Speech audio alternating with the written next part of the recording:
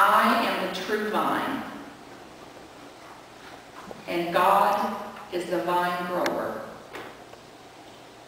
God removes every branch in me that bears no fruit. Every branch that bears fruit, God prunes to make it bear more fruit. You have already been cleansed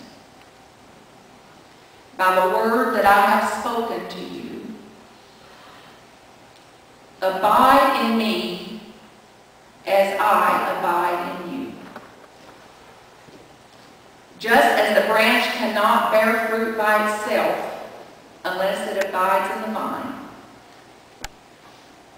neither can you unless you abide in me. I am the vine. You are the branches. Those who abide in me and I in them bear much fruit. Because apart from me, you can do nothing.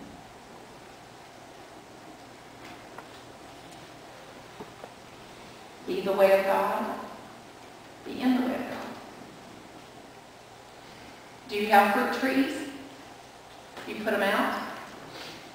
Did they bear fruit the first year?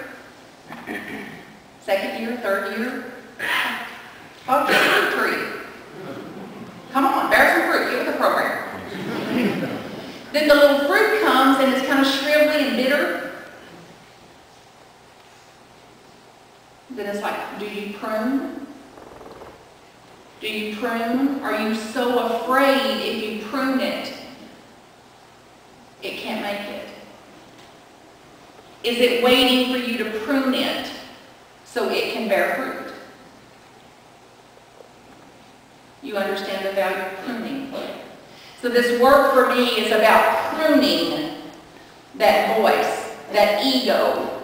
It's about pruning those thoughts, those beliefs, those core beliefs, those unquestioned thoughts, about pruning them, cutting them off so that I can bear the fruit, more fruit. Peaceful fruit, sweet, juicy, delicious fruit, fruit to transform the world. So pruning. I've just had some life experiences that people refer to as pruning. Now, I did not experience them as pruning. I'm open. I may experience them as pruning some other time. So far, I haven't. It has not been painful for me. So in November, I got a breast cancer diagnosis. So just notice now the story your mind has about that. What a problem that is. It's just not true. And I could not experience it as a problem because I didn't believe it anymore. And what a gift that I got to live that out. Because if I hadn't have gotten that, I don't know for sure if I would have been peaceful or not. So now I know. Now I know for sure. And I got to be the way of God. The doctor that called me to tell me I had breast cancer believed it was a problem. Her voice was so tense and anxious and shaky and troubled. And she left a message, Miss Creek, I need to speak to you about your results. So that was the indicator. And I waited. I waited for the fear. I waited for the panic. I waited for the terror. It just wasn't there. So when I called her back, I got to minister to her. I said, Doctor, I'm aware that this diagnosis is a cancer. And it was like, came through her. Now, can you imagine having that job of having to call people to tell them they have cancer when you believe cancer is a problem? Can you imagine what that would be like? Stressful? A month later, my baby brother died. 40, fell over dead in his front door. I got to minister to my family. I got to minister to hundreds of people over the course of a weekend and a week. I got to be the peace that I want to be for my family. And then a month later, and it was like I had the surgery in December. Then he died in January, and then in February, some kind of surgical complication occurred.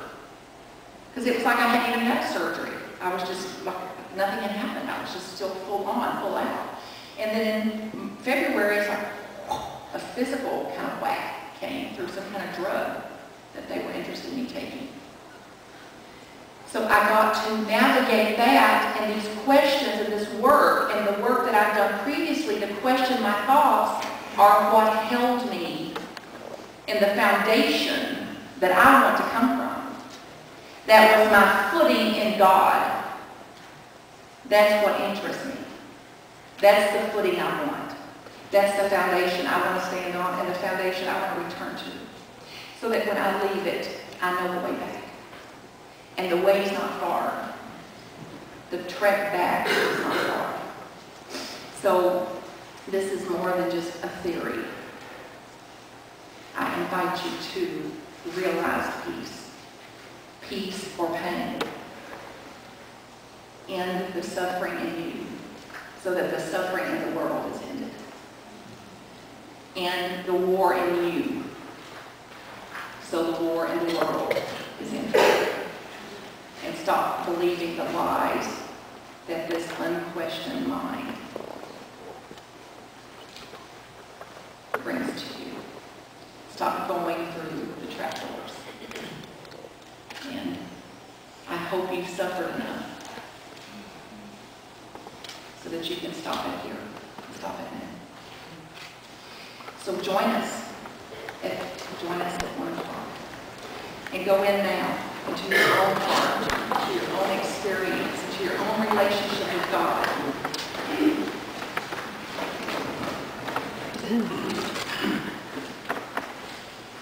And invite and invoke and excite a presence of God in you as a peaceful, sane, calm, loving,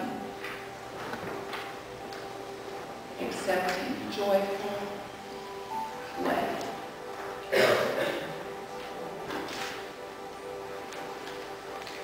And I invite you to put somebody across from you that you've got conflict with or stress with.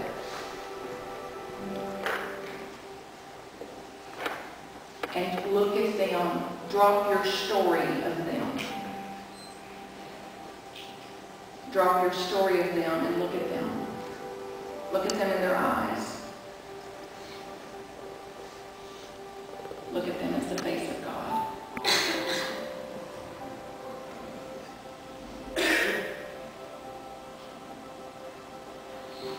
And get a sense in your own body of who you would be without your story.